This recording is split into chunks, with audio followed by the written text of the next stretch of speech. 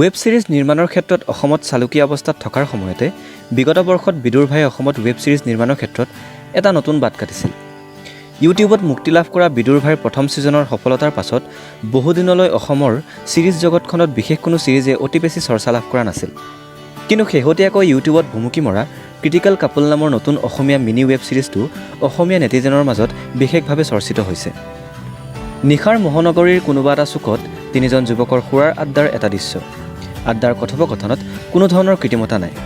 এই অকৃত্ৰিম কথোপকথনৰ জৰিয়তেই আৰম্ভ হোৱা ক্ৰিটিকেল কাপলৰ মূল পটভূমি হৈছে গুৱাহাটী। মহানগৰীত বিভিন্ন ক্ষেত্ৰত মনোনিৱেশ কৰি থকা কিন্তু একেখন চাদৰ তলতে থকা তিনিজন যুৱক আৰু তাৰে এজন যুৱকৰ প্ৰেয়সীক কেন্দ্ৰীয় চৰিত্ৰ হিচাপে লৈ ছিৰিজটোৰ কাহিনীটো আগবাঢ়ে। কাহিনী আগবাঢ়ি যাওঁতে এই চাৰিওটা চৰিত্ৰৰ সমান্তৰালকৈ অন্যান্য কিছু চৰিত্ৰও দৰ্শকৰ বাবে মুকলি হয়।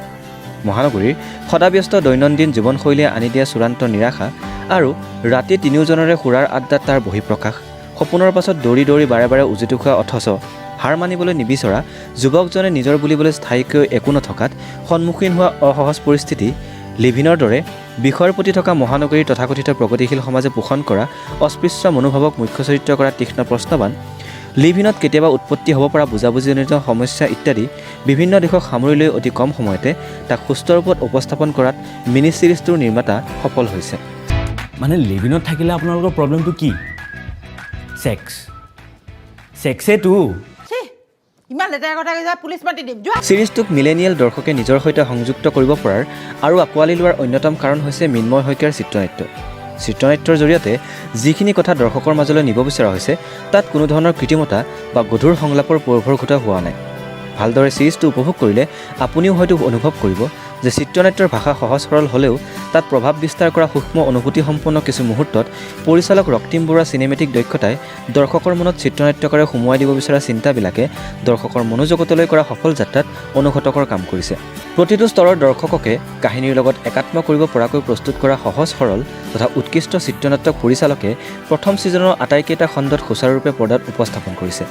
পৰিচালকৰ দক্ষতা আৰু উৎকৃষ্ট চিত্ৰনাট্যৰ পাছত ছিৰিজটোৰ সৈতে দৰ্শকে নিজকে একাত্ম কৰিব পৰাৰ আটাইতকৈ ডাঙৰ কাৰণটো হৈছে চৰিত্ৰ ৰূপায়ণত থকা আটাইকেইজন অভিনেতা অভিনেত্ৰীৰে বাস্তৱিক অভিনয়।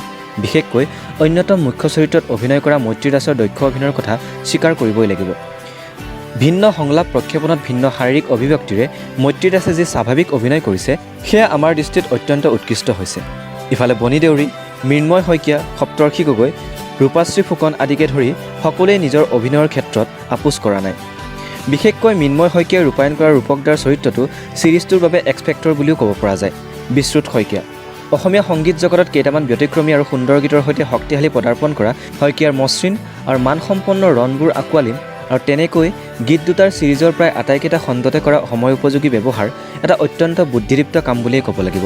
এক কথাত অত্যন্ত সম্ভাৱনাপূৰ্ণ বিশ্ৰুত শইকীয়াৰ সংগীত ছিৰিজটোৰ এক অন্যতম গুৰুত্বপূৰ্ণ দিশ।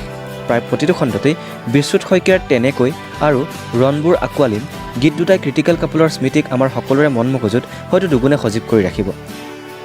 যি কি নহওক, the viral fever, vice media ইত্যাদিৰ ভৰপূৰ কণ্টেণ্টেৰে উদৰপুৰা অসমীয়া নেটিজনক বিদুৰ ভাইৰ পাছত ক্ৰিটিকেল কাপলে কিছু কথা ভাবিবলৈ বাধ্য কৰিব বুলি ভাবিব পৰা যায়। নিজৰ ভাষাত কিবা এটা চাবলৈ অভাৱ অনুভৱ কৰি থকাৰ সময়তে আপোনাৰ মোৰ বাবে কোনো আপোচ নকৰাকৈ সাহসেৰে নিৰ্মাণ কৰা এই ধৰণৰ কামবিলাকক সঁহাৰি জনোৱাটো উচিত। আমাৰ এই আলোচনাত আমি কোনো ধৰণৰ স্পইলাৰ দিয়া নাই। ৰূপক দাৰ চৰিত্ৰটোৰ বাহিৰে অন্য চৰিত্ৰৰ নামো উল্লেখ কৰা নাই, কাৰণ ইউটিউবতে আপোনাৰ বাবে উপলব্ধ হৈ থকা এই ছিৰিজটোৰ আটাইকেইটা খণ্ড আপুনিও উপভোগ কৰাৰ মজাটো আমি নাইকিয়া কৰি দিব বিচৰা নাই।